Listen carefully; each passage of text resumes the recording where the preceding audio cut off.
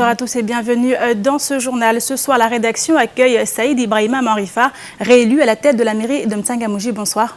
Bonsoir. Alors l'élection a eu lieu ce dimanche et vous l'avez emporté à 58,4% des suffrages contre 41,6%. Votre victoire a été sans appel. On va revoir ça tout à l'heure avec vous. Avec nous également Pierre Bellucci, rédacteur en chef du journal télé de KTV. Bonsoir Pierre. Bonsoir Amina, bonsoir à tous. Alors on en parle depuis quelques temps, la menace de grève proférée par l'intersyndicale, un climat sous tension auquel vient s'ajouter un appel à la grève du SNUPP. On verra cela avec vous dans quelques instants, mais d'abord voici les titres de ce mardi 22 septembre. La bonne foi du patronat est encore et toujours remise en cause par l'intersyndicale des syndicats de salariés. Mais dans le public, le malaise social reste lui aussi à son comble. Les premiers mouvements se précisent et pourraient se rejoindre, comme en 2011 lors de la grève générale. L'attribution des transports scolaires pose problème depuis la rentrée. Manque de place, retard, élèves qui n'arrivent pas à bon port. Parents comme enfants risquent de devoir attendre le mois de décembre avant que les choses rentrent dans l'ordre. Les explications dans votre journal. L'Aïd el-Kabir est l'une des fêtes religieuses les plus importantes pour les fidèles. Symbole de la loyauté et de la soumission d'Ibrahim envers Dieu. Chacun s'apprête à célébrer à sa manière ce jour pieux. Reportage à la fin de cette édition. Hier, nous l'évoquions longuement dans notre édition. La réunion qui s'est tenue au MEDEF a donné lieu à un relevé de conclusion. Et si le syndicat des patrons, la FMBTP ou la CFE-CGC ont pris part à la signature du document, l'intersyndicale, en revanche, a refusé de se joindre à eux. En cause, les menaces de licenciement qui pèsent sur des représentants syndicaux, doutant toujours de la bonne foi des patrons. L'intersyndicale en appelle ainsi à une mobilisation commune, un appel qui devrait être entendu puisque du côté de la fonction publique, la colère gronde également. Un sujet signé Pierre Bellucci et Fred Souleymana. Application du Code du travail et des conventions collectives de façon progressive avec accompagnement de l'État. Communication du calendrier de transposition de l'État. Table ronde trimestrielle entre partenaires sociaux. Commission paritaire de suivi. Et enfin mesures pour organiser les formations des représentants des salariés et des employeurs. Voilà ce que contient cet encourageant relevé de conclusion. Mais problème, la bonne foi du patronat est remise en cause par l'intersyndicale qui demande encore et toujours des garanties. Je demande ou j'appelle à mobilisation les patrons, que nous puissions provoquer une journée morte sur l'île pour que nous puissions sensibiliser les élus comme quoi que aussi bien le patronat que nous les partenaires sociaux, nous sommes fatigués. S'ils attendent des mesures qui soient prises par les représentants de l'État, par nos élus également, alors dans ce cas-là, qu'ils viennent se mobiliser avec nous pour montrer leur bonne foi et puis après qu'ils puissent nous permettre de régler ces problèmes de menaces de licenciement. Le malaise n'est toujours pas résolu et les syndicats du privé et du public sont désormais alliés pour une même cause, l'égalité en droit. Au-delà de ces discussions avec le MEDEF, c'est également avec l'État et les élus que souhaitent s'entretenir les représentants syndicaux. Il y a un problème de mal à vivre à Mayotte.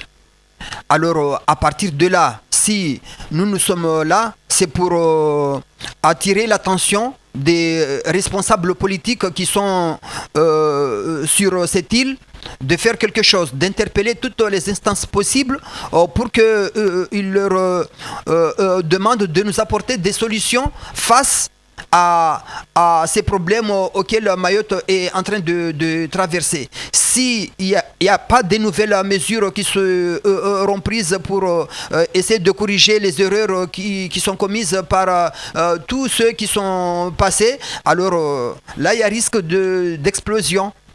Et par rapport au rythme que nous avons pris jusqu'à maintenant, si ça continue, s'il n'y a pas de changement, ce sera vraiment inévitable. La menace d'une grève générale pèse toujours malgré les discussions qui se sont tenues hier. En effet, l'égalité dans la fonction publique en ce qui concerne l'ancienneté ou encore les retraites est toujours réclamée par les syndicats. En 2013, pendant pendant la réunion qui réunissait tous les syndicats et la préfecture, il y a eu une synthèse qui a été élaborée. Et ça a été bien stipulé que la reconstitution des carrières allait se faire. Mais au niveau territorial, disons, rien n'a bougé. Donc, moi, j'appelle à nos élus, qui sont aussi nos employeurs, le président du Conseil général, les députés, les sénateurs, qu'ils puissent se pencher sur ce dossier. En fait, j'appelle tous ces agents qui se reconnaissent de ce que je viens de dire, qu'on se retrouve le lundi 28 à 9h dans la salle de cinéma. Les appels n'en finissent plus d'être lancés. La clause de revoyure du 29 septembre pourrait en effet mener au premier grand rassemblement, car qu'il s'agisse du public ou du privé, le malaise est devenu trop profond. Et autre grève en perspective, toujours liée à cette volonté d'égalité. Nous l'évoquions justement hier à la fin de notre édition.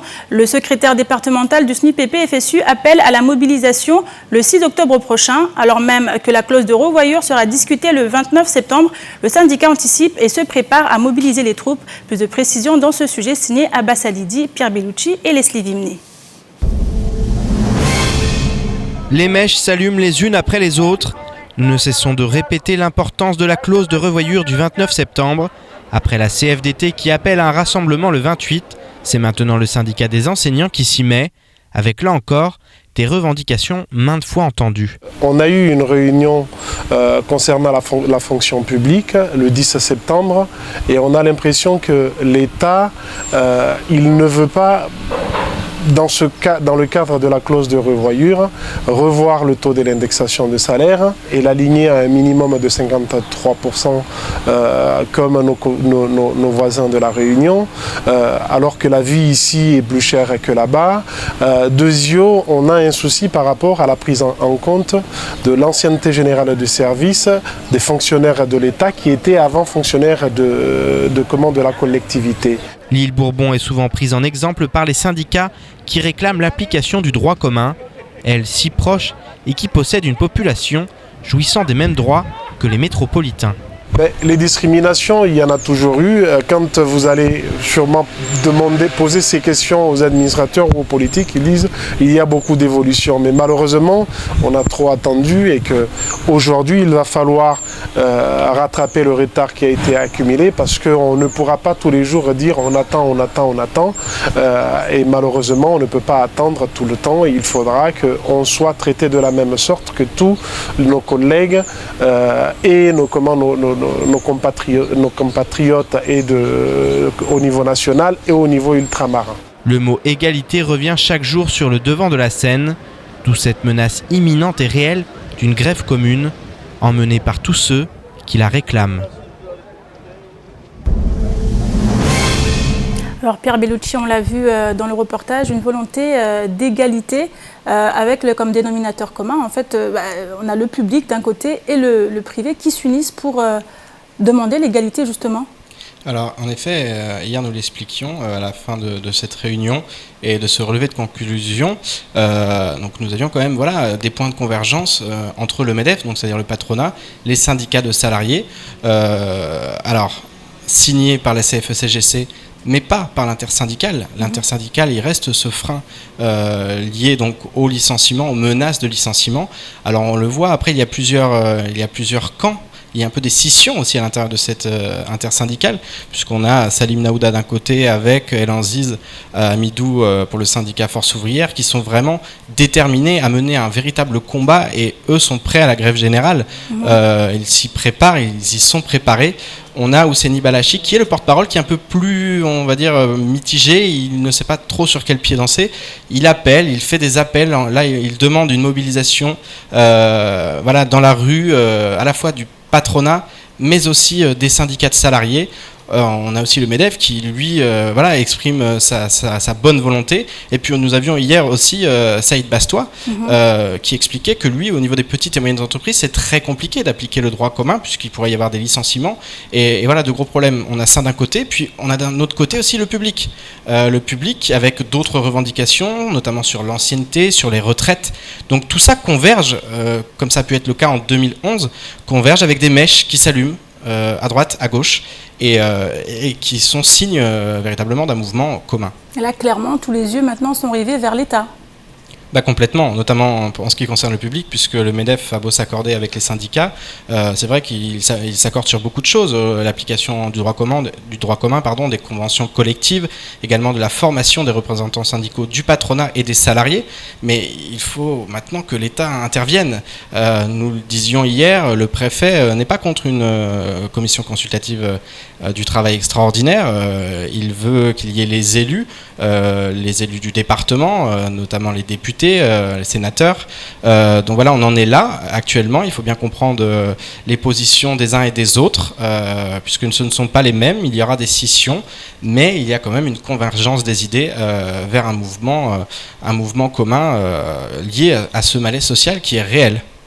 Merci beaucoup Pierre pour toutes ces précisions. Et cette année, la nouvelle attribution du marché des transports scolaires bouleverse les habitudes des parents et des enfants. Retard, problème d'acheminement au bon endroit, manque de place dans les bus, les mécontents sont nombreux et commencent à donner de la voix. Après un premier barrage de jeunes en colère, hier une bagarre a éclaté en raison de problèmes d'acheminement. Nous avons donc rencontré des témoins qui vivent cette situation. Reportage signé Abbas Alidi, Pierre Bellucci et Leslie Vimné. Depuis la rentrée scolaire, l'acheminement des élèves est bouleversé par la fin du monopole de la société Matisse. 2 des 4 lots de Grande Terre reviennent maintenant à l'association Agir. Des changements qui entraînent de nombreux désagréments pour les élèves, comme nous l'explique cette jeune stagiaire. Je prends le bus de Longoni à 5h30 ou parfois je prends un bus de 6h. Parce que normalement les bus ça part à 5h30 et du coup cette année-là il y a des problèmes, c'est pas normal. Il y a de l'heure 6h ou 7h ou 5h30 ou 5h pile comme ça. Au-delà des problèmes d'horaire, les élèves n'arrivent pas toujours à bon port. Les trajets ont semble-t-il changé, laissant les passagers à des arrêts qui ne sont pas les leurs. Là je suis en stage et du coup on m'avait donné une carte de bus pour montrer que là je suis en stage. Du coup je prends un bus jusqu'à Longoni, jusqu'à Mamoudzou. À Mamoudzou jusqu'à Aérocad. Et du coup, le chauffeur m'a dit pourquoi tu ne prends pas un taxi. Je dis mais on m'a donné une fiche pour montrer que voilà, je prends un bus à Mamoudzou jusqu'à Aérocad. Et du coup, je le forçais que voilà, je ne veux pas descendre, mais je suis obligée d'aller avec le bus. La colère grandit chez les élèves et les parents. Ce commerçant situé proche d'un arrêt de bus est quotidiennement témoin de ces problèmes liés au bus scolaire. Hier encore, les policiers ont dû intervenir suite à une bagarre qui a éclaté à cause du manque de place dans les véhicules. La porte de l'une des voitures de police a même été endommagée dans les affrontements. Il y a un petit problème de bus, c'est pas comme avant. On ne sait pas pourquoi. Et moi, je pense aussi qu'ici, Mayotte, on passe que faire des écoles, mais on ne passe pas à les bus. On ne passe pas qu'il y a un petit problème de bus. On passe qu'à faire école. C'est ça que je voulais dire. Que les enfants, c'est très important, quoi. Il ne faut pas qu'ils attendent beaucoup, ou soit il y a un problème de bus. Moi, à un moment, les enfants, ils passent. Quand je discute avec eux, ils me disent, ouais, on m'a déposé au marché, et j'ai rentré ici, j'ai rentré à pied. Il y a des moments, même les enfants, ils le disent, qu'il y a des moments, on leur dit de prendre taxi. Moi, je trouve que c'est pas normal. Avant, il n'y avait pas ça. Des bus scolaires plus grands doivent arriver au mois de décembre. Si rien n'évolue, cette situation devrait donc encore durer 3 mois et obliger toutes les personnes concernées à prendre leur mal en patience. Et cette fin d'après-midi, une action de lutte contre la délinquance a été menée par la préfecture de Mayotte. Madame Gilbert Bézard, nouvelle directrice de cabinet du préfet, s'est rendue dans le quartier des Hauts-Vallons en compagnie du commissaire Philippe Misignac et du capitaine de police Charouman Chamassi. Une opération de communication pour valoriser le travail des forces de l'ordre qui luttent chaque jour contre l'insécurité. On écoute Madame Gilbert Bézard au micro de Pierre Bellucci. Je crois que le préfet l'a dit très clairement, on est au-delà du sentiment, on a des faits.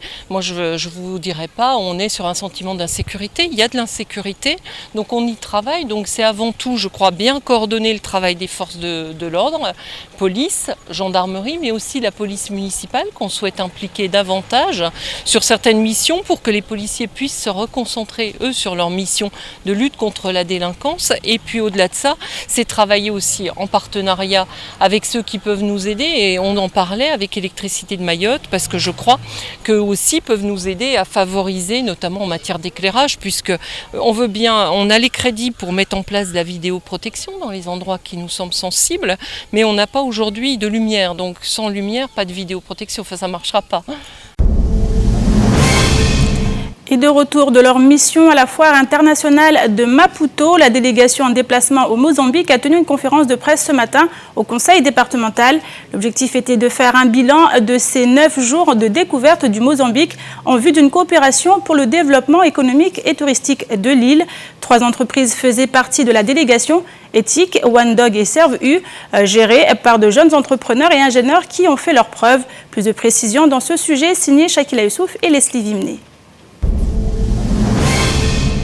Jeunes et prometteurs, ces entrepreneurs étaient à l'honneur ce matin dans le cadre d'une conférence de presse. Ils ont en effet participé du 29 août au 7 septembre à la 51e édition d'une foire internationale appelée FACIM pour exposer leur savoir-faire et leurs compétences à l'échelle internationale. La relation avec le Mozambique peut créer beaucoup d'emplois si toute la production et la formation se fait chez nous. La formation, c'est-à-dire des chiens. Si tout ça se fait chez nous, ça peut déboucher au moins sur une dizaine d'emplois parce que le marché, par rapport aux grands groupes que j'ai vus, c'est partir sur 1000 à 2000 chiens sur les 10 ans.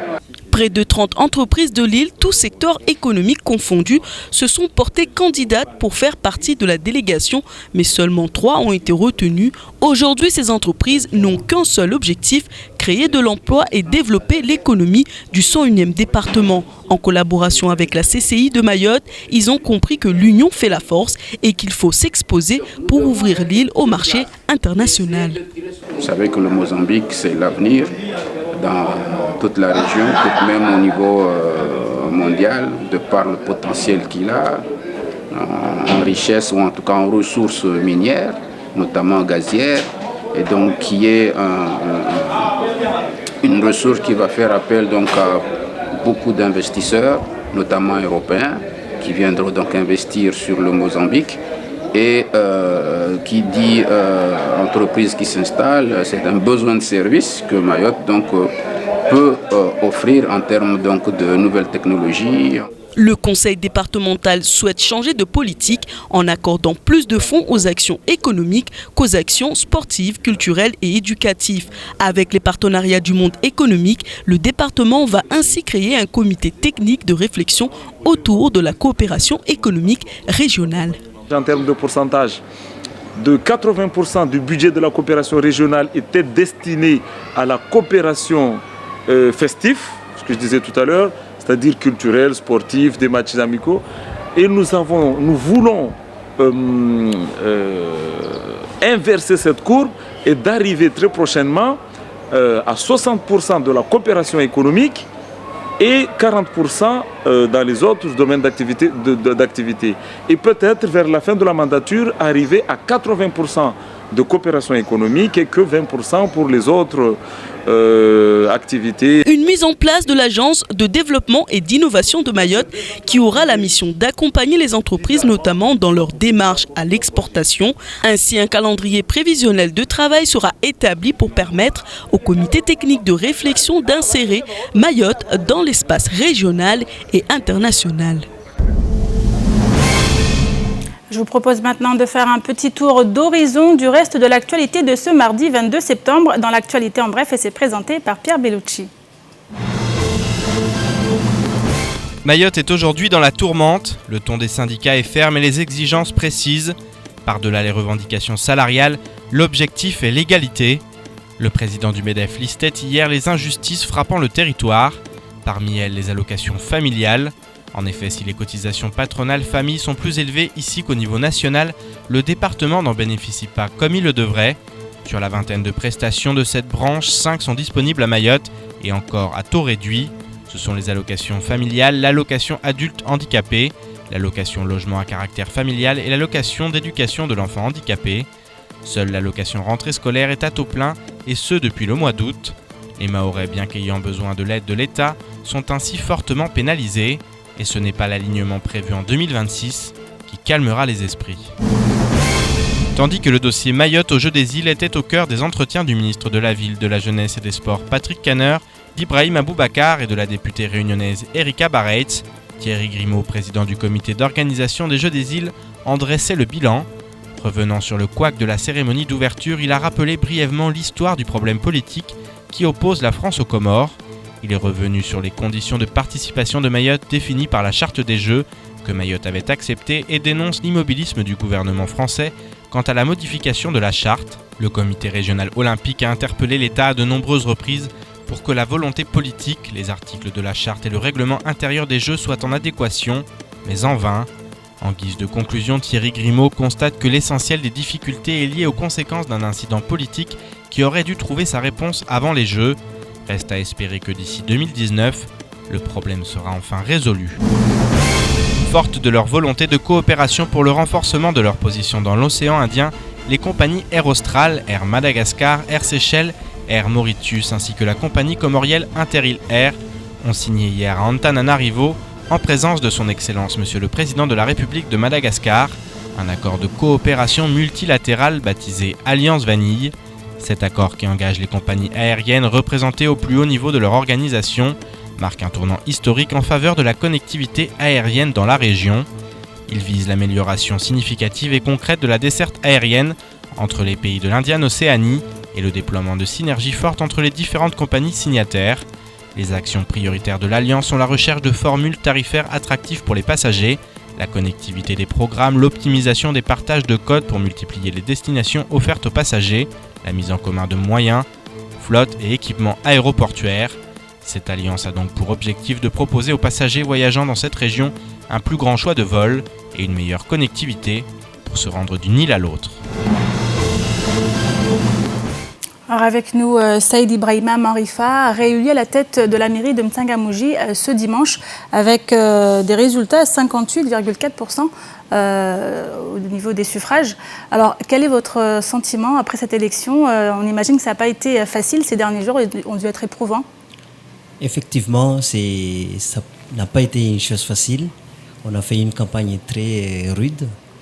On ne dormait pas le matin ni le soir, on n'avait pas de repos.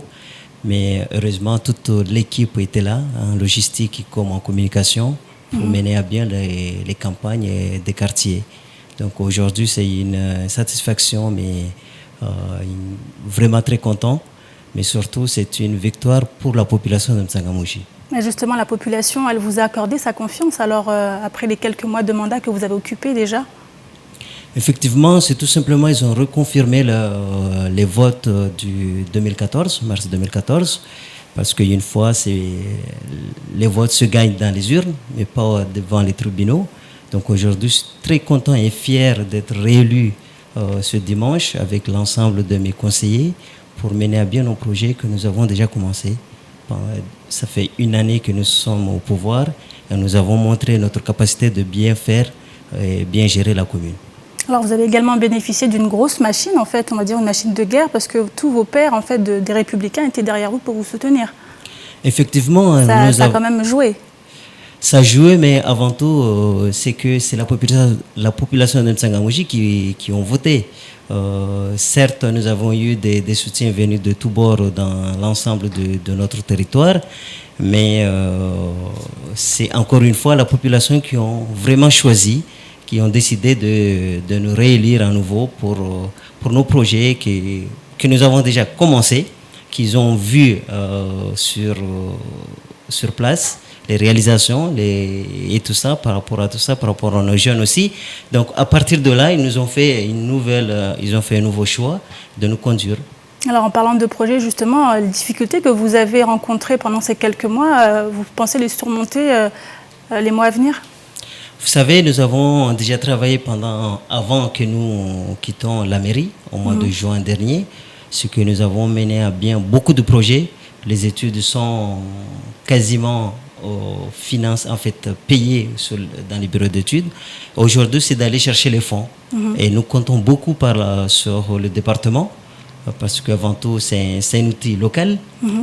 Après, pour aller auprès du gouvernement, pour aller chercher aussi le manque sur nos projets pour le mener à bien. Mais je suis très confiant et je suis convaincu que pendant les 4 années à venir, nous allons pouvoir réaliser nos projets. Alors un fait qui n'est pas, on ne va pas non plus se cacher la vérité, vous avez un de vos membres, Benissa, qui est membre de la commission des finances. Est-ce que pour vous c'est un soutien de poids auprès du département? Mais il n'y a pas que lui. au département. Nous avons le directeur de cabinet qui est aussi une personnalité politique de M'Tsangamouji. Nous avons le conseiller, le président Benissa. Ça vous met en confiance qui nous ont mis en confiance. Mais aussi nous avons dans notre camp politique le président Sobadine Ibrahim. Toutes ces personnalités politiques locales qui sont derrière nous, je pense que nos projets ne vont pas rester longtemps sur les étagères du conseil départemental. Merci beaucoup Saïd Ibrahima Marifa. Je rappelle, vous avez été réélu à la mairie de M'Tsangamouji ce dimanche. Merci. Et ce jeudi, des milliers de Mahorais s'apprêtent à célébrer l'Aïd El-Kibir, plus communément appelée la fête du sacrifice, une fête musulmane qui commémore chaque année l'acte de soumission envers Dieu du prophète Abraham, lequel était prêt à sacrifier son fils unique suivant un commandement divin. Satisfait de l'immense loyauté dont Abraham a fait preuve, Dieu lui envoya alors un mouton pour lui épargner le sacrifice de sa progéniture. Depuis est née l'une des fêtes les plus importantes de l'islam. Reportage Shakila Youssouf et Fred Souleymana. Ibrahim représente pour les musulmans un modèle de loyauté et de fidélité à Dieu. Il est aussi le premier musulman et l'un des messagers de Dieu. Chaque croyant, qu'il soit catholique, musulman ou juif, connaît ce passage de l'Ancien Testament qui leur est commun. Mais seuls les musulmans fêtent le sacrifice d'Abraham appelé l'Aïd el-Kabir. Tous les fidèles s'apprêtent donc à fêter ce moment comme il se doit. À Mayotte, on ne tue pas forcément des moutons, mais on tue l'animal qu'on a, soit un coq ou un cabri, il y en a qui tuent des zébus. Mais en fait, le Coran précise qu'il faut juste tuer un animal, parce que comme l'islam est répandu partout dans la terre, il n'y a pas forcément des moutons dans toutes les régions de la terre. Du coup, chacun peut tuer l'animal qu'il a à sa possession pour juste le sacrifice. Baadaye indi yatumu vana indini donc indini de indi bole mutaswa lazima ndo Tanzania vandu va moja eli ya mahaba ya Uislamu ya shinde ya baki. Le message du prophète Mohammed nous ramène aux traditions d'Ibrahim. C'est pour cela que les musulmans célèbrent l'Aïd el-Kabir. Ainsi, plusieurs fêtes musulmanes sont célébrées comme le Maulid, Laylatul Miraj, l'Aïd el-Fitr, l'Aïd el-Kabir et Anshura qui sera commémoré au mois d'octobre. Et il est conseillé aux pratiquants de sacrifier un animal en cette occasion, comme nous l'explique le Kadi Rijali Issa, deuxième adjoint du Grand Kadi. Cet Eid, il est très important au sein des musulmans parce que, comme a dit Rasulullah sallallahu alayhi wa sallam, qu'on suit les sunnats à Bina, c'est-à-dire notre père Ibrahim. Il a voulu égorger son enfant Ismaël, mais par la grâce de Dieu, il lui envoya un animal, un mouton. Le hasana, c'est-à-dire les biens, il est payé pour chaque, c'est-à-dire la peau d'un animal, c'est-à-dire les poils, tous les poils d'animal. Donc les hasanats seront payés à la totalité des poils qui se trouveraient dans la peau de cet animal.